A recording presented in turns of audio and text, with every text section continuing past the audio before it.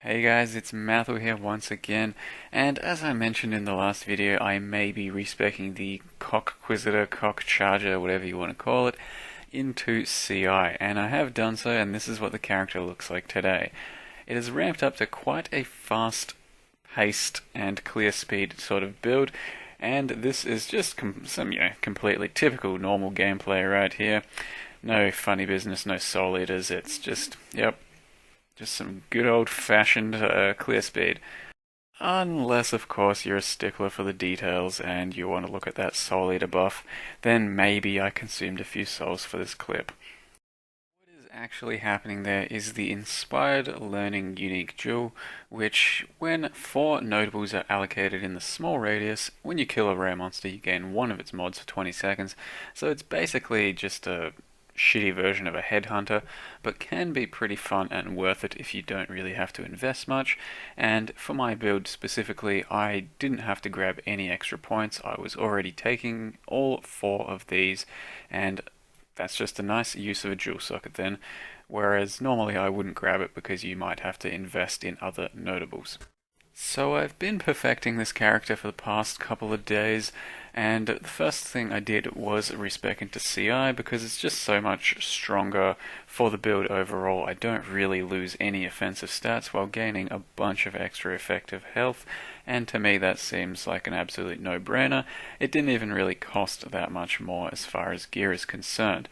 And as you can see, this is a plateau, and I've still got Enfeeble up, and the DPS is, we've hit a certain point where the DPS is actually really good for single target as well as clearing packs, and clearing packs is instant. As soon as you charge something it all dies, and even the single target with actual shield charge, which is terrible for single target, has become somewhat decent. That is largely thanks to just the amount of damage I now have through scaling, the proc rate, the crits, and the kind of spells I'm now using. I am using Flame Surge, and I have some burn damage from my dagger, so that I'm always burning things. Flame Surge then hits harder. On top of that, I'm using Arc, running Vinktars, and also Vortex. So Vortex and Flame Surge are the real heavy hitters in this build, and Arc does quite a lot of the clearing, and Vinktars helps to basically keep you topped up at all times, while also shocking everything around you. And this was created for probably the funnest character I've played this entire league, and the most aesthetically pleasing for my own tastes. Another example of the clear speed and power of the build is a waterways I'm doing here with Enfeeble. I haven't really avoided any map mods except for early reflect. Damage reduction map mods like Enfeeble or Crit Multi don't matter at all, and since I'm an Inquisitor, Elemental Equilibrium and Resist mods don't do anything to the character whatsoever. So it's been a very fun experience because I can run pretty much every single map quite safely, quite fast, and quite efficiently. And that kind of makes you want to do the endgame rather than typically avoid it, with characters that are a bit slower, characters that force you to re-roll a lot of map mods. And I've just been having a blast. I've currently hit level 91, and I would happily do probably another level or 2, but I will be, of course, trying Atziri, as well as some more Core Malachi runs. I have already done Core Malachi on a pretty nasty map mod or 2. It is, at the moment, basically dependent on what kind of map mods I roll. A default one isn't too hard. Some of the map mods can get absolutely insane and scale him to unkillable lengths for a character such as this one. But this example here is nothing too special. I think there's just power charges and a bit of monster life on this map. As far as mods towards the bosses go, there's some other magics and fire resist and whatever, which doesn't actually do anything to me anyway. But as you can see, the DPS is quite decent thanks to being an Inquisitor and the current single target setup I run. Cyclone is much better for proccing our spells than shield charges, so I pretty much have to go Cyclone for the sort of boss fights like this and for Atziri, but it does give a much more reliable proc rate and actually lets me leech quite consistently against this sort of boss, so that when I do take the big hits I can get back fairly quickly into the fight without being that concerned for my life. Something else you should notice is the vortex is chilling him anytime I'm actually attacking him. I'm going to be dropping a vortex. That vortex circle chills him, which is also a very nice defensive boost. If you can somehow shove temp chains into the build, which by all means you could do, then you'd have quite a good defense setup going with chill and temp chains onto bosses and anything you attack. But the important things here are basically shock immunity. The Stibnite gives him 50% less chance to hit me, which is a huge defensive boost as well. The Quicksilver, which has freeze immunity, and all three of those flasks that I have for those status immunity ailments and shit are on Surgeon's mod, so they stay up infinitely, and I can basically just attack Malachi without too many troubles most of the time. And for the hard bosses like this, I'm running Warlord's Mark on Blasphemy rather than the Curse on Hit setup I'm currently doing. I'll show you exactly what the setup is looking like at the moment, just so you can get a feel for what's changed and how I'm playing it. So I've respec'd into CI, as I mentioned, essentially the exact same pathing on the tree, except we rearrange all of the life nodes for energy shield nodes. So there's a couple there, bunch over here, and a bunch up here for CI, and a bunch over here, as well as using the energy from within Jewel to convert all of these into energy shield. Now, the actual respec itself took me about 20 to 30 regrets from life to CI, so it's very comfortable to respec. It's not that hard at all. It's just about getting the gear balance right beyond that, because most of our energy shield now comes from the chest, so try and get yourself a decent chest, let's say 600 plus ES. Mine's 700 and it cost me 5 exalts to buy this one 6 linked already. There are some pretty good bargains out there if you can find them. Don't always go for Var Regalias, which are the absolute best, because those will cost you a pretty penny in some cases. But besides that, also running a pair of boots with 80% chance to avoid being stunned if you've killed recently. So that's basically where all of our stun immunity comes from. And I do recommend getting something like that on your boots, because I don't have any other sort of stun resistance, and this is very nice, as well as getting some nice movement speed and energy shield on the boots will also help. When you're cycling though, you don't have to worry about stun immunity whatsoever, so that's fine. Now I'm running at the moment one -8 mana cost diamond ring, Orion ring.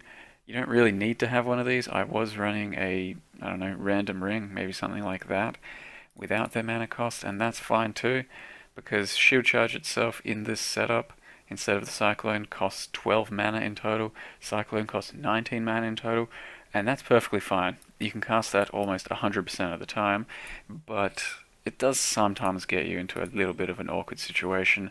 So, you know, like maybe no regen maps, hex immune maps, that sort of things.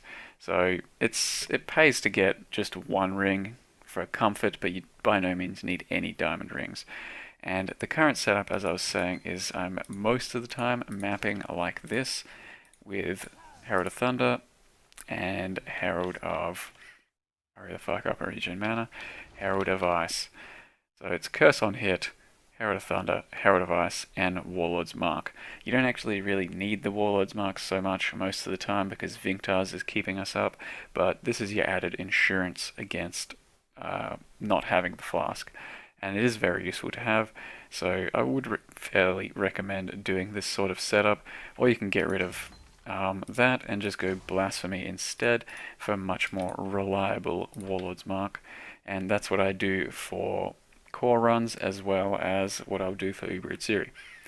The gloves haven't changed at all, still face breakers, still your best DPS slot right there, casting damage taken, mortal core, increased duration, and Val haste. The shield, reusing my old character from the, I don't know, Wander shield, bunch of spell damage and some ES. You can by all means get something like a 400-500 ES shield. It would pay to do that and get a lot more ES. I've opted for some more damage because I'm comfortable with my amount of ES. I'm probably going to cap out at about 9k, and that's okay with me. The character can, however, get about 12,000 if you build more towards it, because that brings me to my next slot, Rat's Nest. I'm still using Rat's Nest, and that's because, like I said, I'm happy with about 9k ES at most, and Rat's Nest gives you so much extra crit, attack speed, and movement speed, all very important for shield charge. So it's kind of just my own preference. By all means, get a 400 ES Hubris or something. That would be almost an absolute no-brainer, but I'm okay with 9k ES, and I'm happy to make the trade there. Pretty average amulet here, costs about 10-15C. Just try and get some percent ES, some crit multi. Those are your biggest boosts on the amulet, as well as I got a bit of strength and plus energy shield. And crafted this ring myself. It was pretty garbage, but that's okay. Just needed a bit of dex and some energy shield, and crafted a couple of resists on myself.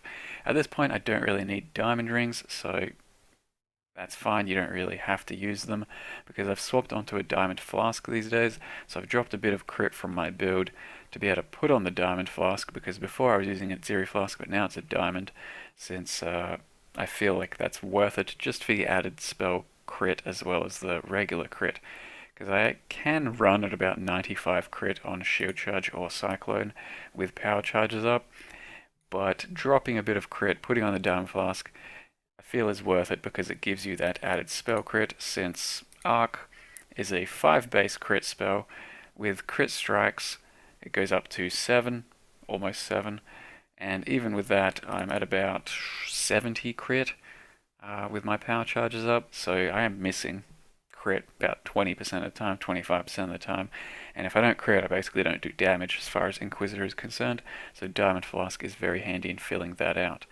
Aside from that, Surgeons of Heat, Stibnite of Staunching, Silver of Grounding, and then the Vinctars with spell damage during Flask effect.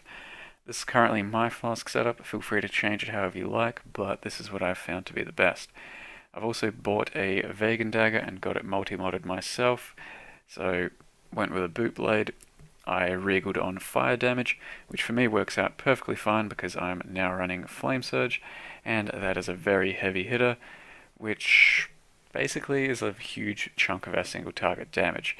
The Cyclone setup though is Cyclone, Cast on Crit, Crit Strikes, Flame Surge, Arc, and Vortex. If you've only got a 5 link, then I suppose you're probably missing out on Flame Surge or Arc, I don't know. Mix and match, do whatever the hell you want, figure it out yourself. You could even get rid of crit strikes, I suppose, as long as you're running a diamond flask. That'll work fine too. Not much else to mention. I suppose my power charge generation comes entirely from Blade Vortex. So that's Blade Vortex, duration, area of effect, and power charge on crit. Like I said, gotta cast that every 5-10 seconds or so. Not too big a deal, just interrupt your playstyle a little bit. I do run Blood Rage most of the time because while it does degen me, it gives me a very nice attack speed boost, 20% while it's qualityed, and then an additional 12% from Francis. 32% attack speed is absolutely nothing to sneeze at, but it may make your life just a bit uncomfortable. Do that if you feel like it. So I'll show you guys a quick Atziri, or a few of the boss kills on Atziri as well, just so you can draw a direct comparison to the previous video in which the character was life-based and still in its infancy, figuring out where damage is coming from and all that. As you can see, it's still very amazing, just for regular Atziri that is, and for Atziri itself I'm only running Arc. No, I'm not running Arc, I am just running Flame Surge plus Vortex, and I replaced Arc with Conk Effect. And that does allow me to freeze and basically one-shot the split phase adds whenever Vinctars is up. At least it's basically a one-shot, so there's a decent chance I'll be able to pull this off on Uber, but I will most likely have to play Cyclone because Shield Charge just doesn't do quite enough on the hardest of targets. But like I said, you can still map with Shield Charge. As you see here, this is a very tough Duresso. I think he added cold damage, something like that, so he hit a lot harder, but there's no need to remove Shield Charge for this sort of setup because you can still do plenty of damage on a boss like this. It's only the hardest of the hard targets that you're most likely going to have to swap into Cyclone for. Or if you really don't like the Shield Charge playstyle, you can play the entire character as Cyclone the whole way through, and it'll feel pretty good. It's essentially the Wildstrike version 3 cast on crit, and yeah, it's been a lot of fun. So stay tuned for another video for this one. Hope you guys enjoyed this one, and I'll see you guys next time. Have a good day.